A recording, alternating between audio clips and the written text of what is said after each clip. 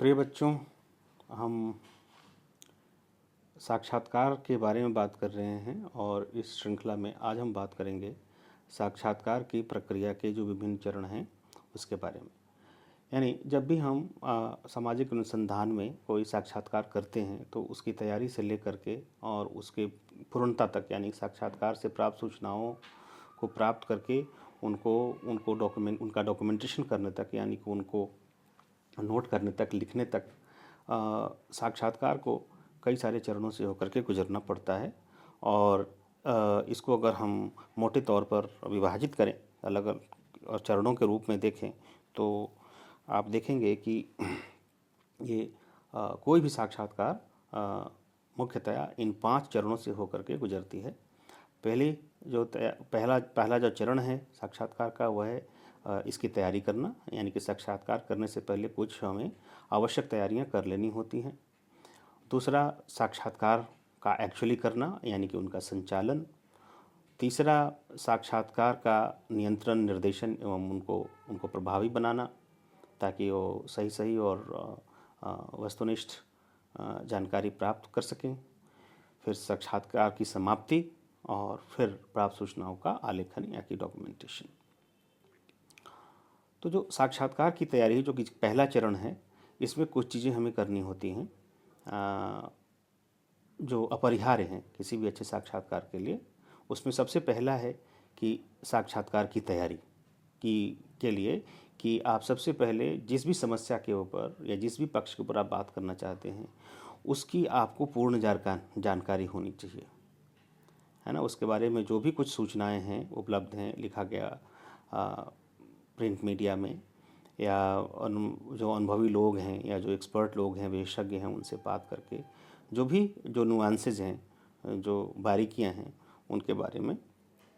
आपको पूरा पता होना चाहिए, और तभी आप सही प्रश्न पूछ पाएंगे और उनका सही तरीके से संचालन कर पाएंगे। फिर जब आप पूरी जानकारी प्राप्त कर लेते हैं तो दूसरा क्या है कि आपको साक्षात्कार निर्देशिका का निर्माण करना होता है, यानी कि आप एक इंटरव्यू गाइड निर्मित करते हैं कि आपको क्या पूछना है, कैसे पूछना है। एक्चुअली जो साक्षात्कार निर्देशिका होती है वो क्या है, एक लिखा हुआ एक डॉक्यूमेंट होता है, यानी कि एक कागज़ के ऊपर आप जो मेन पॉइंट्स होते हैं, जो आपकी अध्ययन समस्या से संबंधित जो विविध पहलू होते हैं, उनको व्यवस्थित व क्रमबद्ध रूप से लिख लेते हैं, और उससे संबंधित जो निर्देश होते हैं उनको भी आप नोट कर लेते हैं कि साक्षात्कार करने की संक्षिप्त विधि क्या होगी, समस्या के विविध पक्ष क्या हैं, है ना, और क्या ज़रूरी है, किस प्रकार से प्रश्न करना है, वगैरह वगैरह। ये सब आप उसमें नोट कर लेते हैं, ताकि जब आप एक्चुअल इंटरव्यू के समय जाते हैं तो वह मार्गदर्शिका जो है वह आपको दिशा बताती है, दिशा देती है अपने इंटरव्यू को संचालित करने के लिए, प्रश्न पूछने के लिए। सो ये दूसरा बहुत ज़रूरी स्टेप है कि साक्षात्कार निर्देशिका की रचना करना। तो जब आपके पास समस्या की जानकारी हो गई और आपने एक साक्षात्कार निर्देशिका बना ली, तो अब तीसरे जो चरण है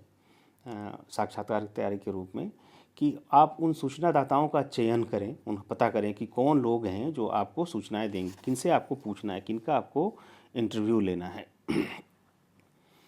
तो यानी कि उनका चुनाव किस प्रकार से होगा, निर्दर्शन विधि से आप चुनाव करेंगे, या निर्दर्शन के भीतर भी कई सारे तरीके हैं,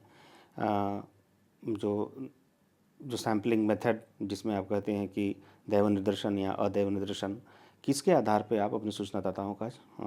चयन करेंगे। और जो बेहतर तरीका वो जो होता है सूचनादाताओं के चयन का सर्वश्रेष्ठ तरीका वो होता है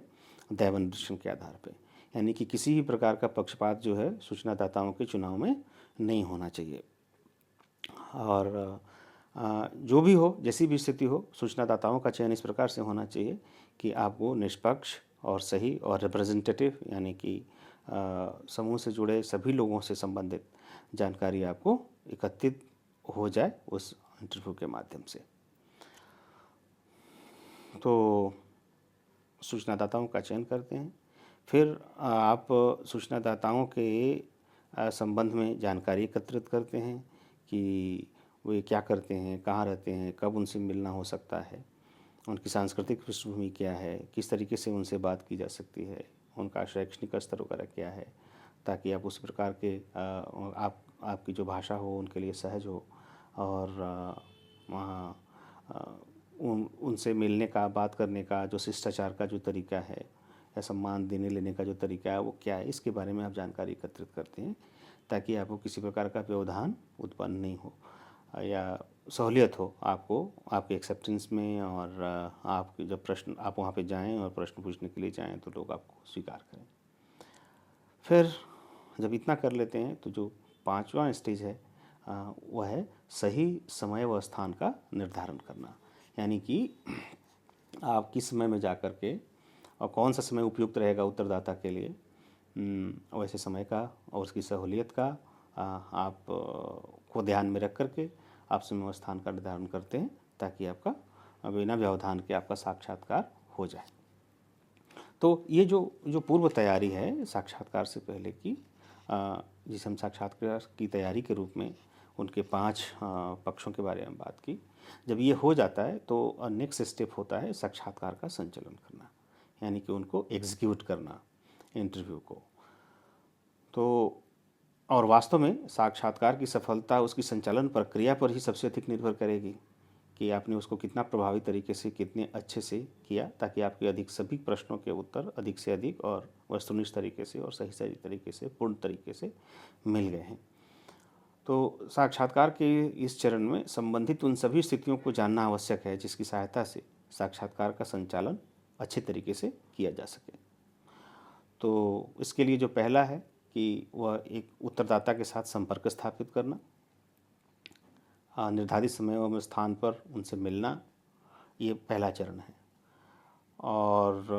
वहाँ आप उससे मिलते हैं, आप उसके साथ एक अच्छा रैपो इस्टेब्लिश करते हैं और आप उद्देश्य बताते हैं कि आप क्यों आए हैं और क्या पूछना चाहेंगे,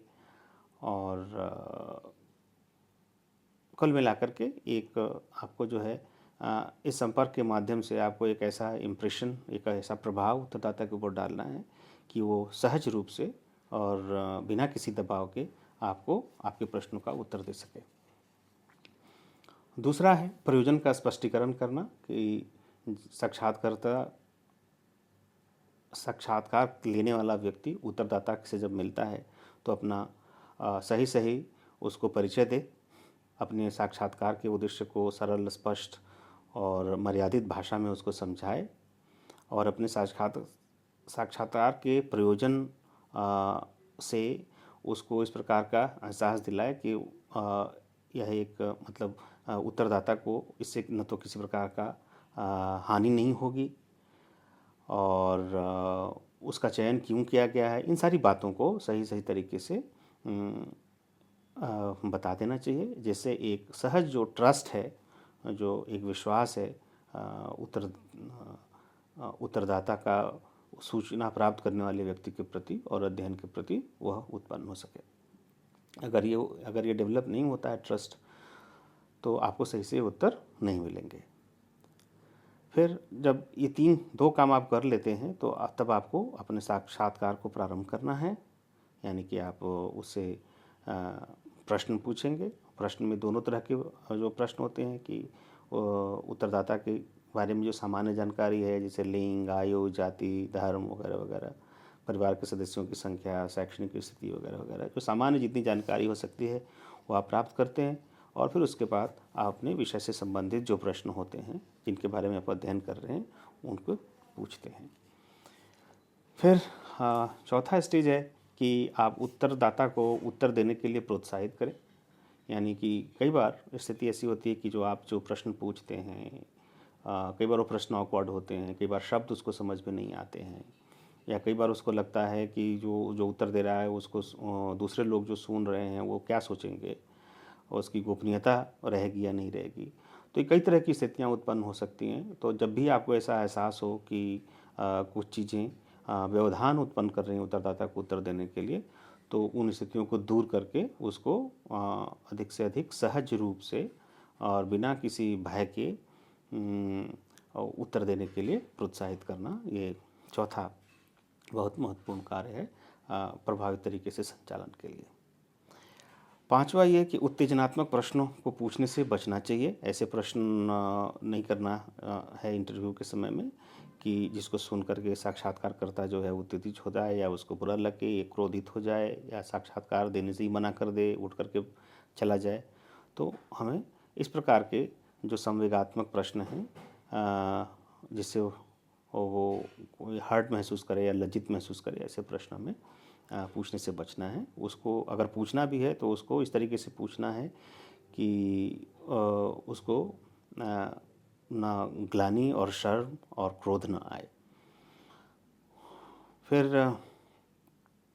कई बार एक पुनः स्मरण या रिकॉल करने की स्थिति साक्षात्कार में आती है कि उत्तरदाता कभी कभी अपने विचारों, भावों, अनुभव को बताते बताते मुख्य विषय से हट जाता है, क्योंकि एक बात से दूसरी बात निकलती है और कोई और ही बात, किसी और चीज़ के बारे में बातचीत होने लगती है। तो ऐसी स्थिति में उत्तरदाता को अवेयर रहना है कि उसको बिना उसके फीलिंग्स को, उत्तरदाता की फीलिंग्स को हर्ट किए हुए और ख़ुद भी उसमें बहने के बजाय सहजतापूर्वक उसको प्रश्न करके पुनः अपने जो जो मुख्य मुद्दे हैं जिसके ऊपर आपको बातचीत करनी है उधर की तरफ मोड़ना पूरे वार्तालाप को, ये बहुत ज़रूरी होता है उत्तरदाता जो प्रश्न करता है या जो साक्षात्कार करता है उसके लिए। तो यह भी किसी भी इंटरव्यू के लिए के प्रभावत्मकता के लिए या प्रभावी संचालन के लिए आवश्यक है। इसके अलावा कुछ अन्य बातें भी हैं जिसका प्रयोग जो है हमें साक्षात्कार लेते समय करना चाहिए, उनका ध्यान रखना चाहिए। जैसे कि साक्षात्कार लेते समय सदैव उचित प्रश्न पूछें, प्रश्न समय के अनुसार हों, विषय से संबंधित हों। साक्षात्कारकर्ता को ऐसे जटिल प्रश्न नहीं पूछने चाहिए जो उसके समझ में नहीं आए उत्तरदाता को। उसमें बहुत गंभीर जो पारिभाषिक शब्दावली वाले शब्द हैं जिनको आप अपने एक अध्ययनकर्ता किसी विषय का विशेषज्ञ होने के नाते उसका उपयोग करता है, वैसे शब्दों का प्रयोग नहीं करना चाहिए। साथ ही ऐसे प्रश्न भी ना पूछे जाने चाहिए जो बिल्कुल ही संक्षिप्त हों और बहुत ही ऐसे हों जिनका वो जो जिसके सही मायना जो है प्रश्न पूछने का वो उत्तरदाता को समझ में नहीं आए।